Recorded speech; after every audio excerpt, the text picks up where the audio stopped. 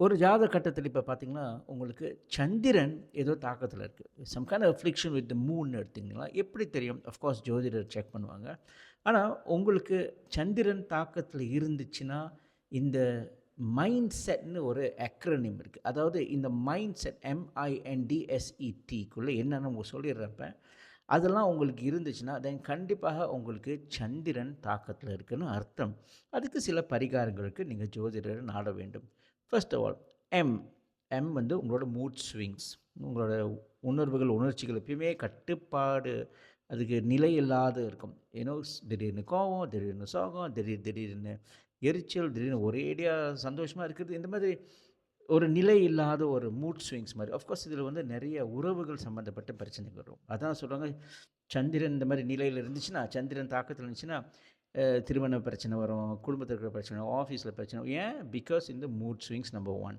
அடுத்தது ஐ.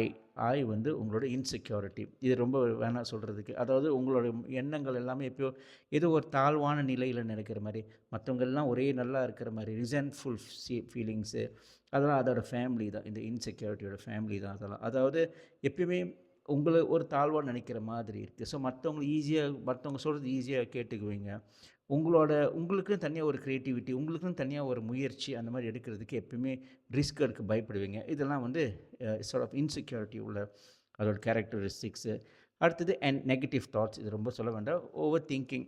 முதலாக negative thoughts வந்து பயங்கள், ஓவர் திங்கிங், இந்த மாதிரி ஏதோ ஒரு விஷயம் ஆரம்பிக்காத முன்னுக்கே இது வந்து வேலை செய்யாதுன்னு நெனைக்கிறது, இதெல்லாமே நெகட்டிவிட்டி.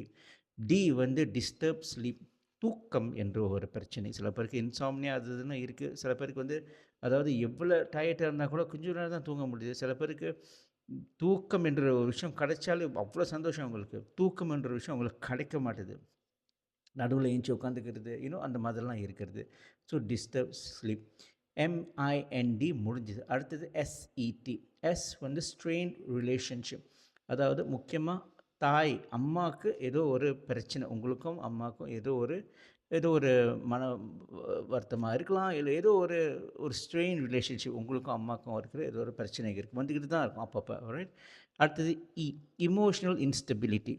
அதாவது உங்க வாழ்க்கையில பார்த்தீங்கன்னா, சென்சிட்டிவா இருக்கு. ஒரு கொஞ்சம் கொஞ்சம் விஷயம், ஒரு ஜோக் எடுக்க முடியாது. மத்தவங்க ஒரு சொன்னா, "ஏன் நீ அந்த மாரி பார்க்குறாங்க? ஏன் அவங்க இந்த மாரி சொன்னாங்க? ஏன் என் பாஸ் இந்த மாரி பார்த்தாரு?"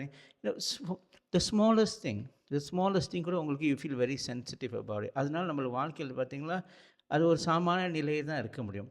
We cannot grow. ஏன்னா எல்லாமே நம்மளுக்கு வந்து அத பிக்கப் பண்ணிட்டு இருக்கோம். ஓ! ஏன் இந்த மாரி இருக்குது? ஏன் என்ட்ட ஃபோன்ல அந்த மாரி பேசினாங்க? ஏன் என் ஃபோன் எடுக்கவே இல்ல? இந்த மாதிரி ஒரு விஷயங்கள். Emotional sensitivity. ஓகே. MINDSE முடிச்சது. கடைசியா T.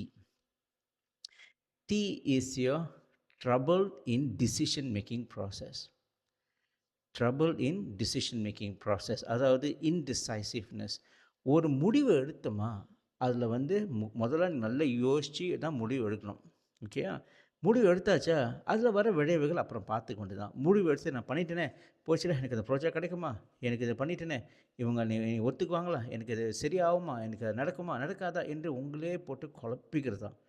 சில பேர் வந்து ஒரு நல்ல டிசிஷன் வச்சிருப்பாங்க. ஆனா, கடைசி நேரத்தில வேற ஒண்ணு நெனச்சிருவாங்க. ஸோ, அதுவும் சந்திரனோட அதோட காரகன். அதுக்கு எல்லாமே அவர் காரகன் தான் அது. Okay. So, that is the mind set acronym. உங்க வாழ்க்கையில இதெல்லாம் இருந்துச்சுன்னா, கண்டிப்பாக உங்களுக்கு சந்திரனோட பரிகாரம் செய்ய வேண்டும்.